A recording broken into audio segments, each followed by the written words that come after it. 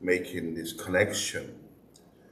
For the righteous man dwelling among them, in seeing and hearing, vex his righteous soul from day to day with their unlawful deeds. So what you have right there is a reference to Lot.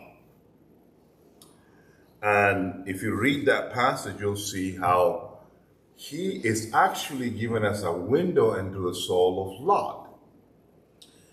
If we only read the Old Testament account, it seems to be a guy who doesn't have it together, a guy who's not very attached to God, a guy who may not even love God the way that he behaves. And yet here the Lord tells us that he was righteous, that he dwelled among the Sodomites, but seeing and hearing what they did, he vexed his soul. He was anguished by it. He did not like what he saw. And so I want you to remember that out of Lot. Now,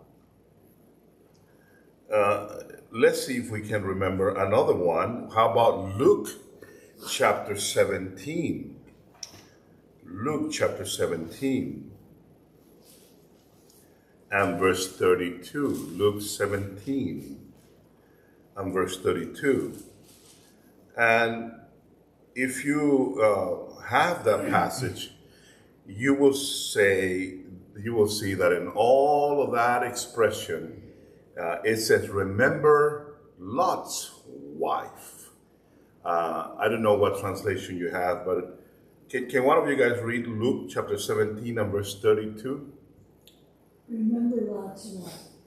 It's a profound statement, isn't it? One phrase. Remember Lot's wife.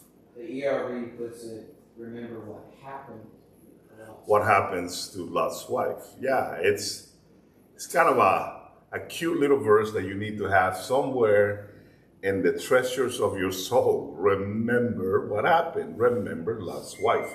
So I got me Peter over there making remembrance of Lot, and I got me the gospel here telling me, remember Lot's wife. That's a family, a husband and a wife that made it ignominiously into the New Testament. Now, what I want out of that, or what I want you to remember, is certain levels that exist in the scriptures. And what I want you to, just have in your spirit is that whole, and I will not read, I got a scripture here from Joshua that makes a reference to certain things that I need to say. And I got another scripture that will make reference also to this family. But for what we need to say, let's suffice with what we just put out forth. Now,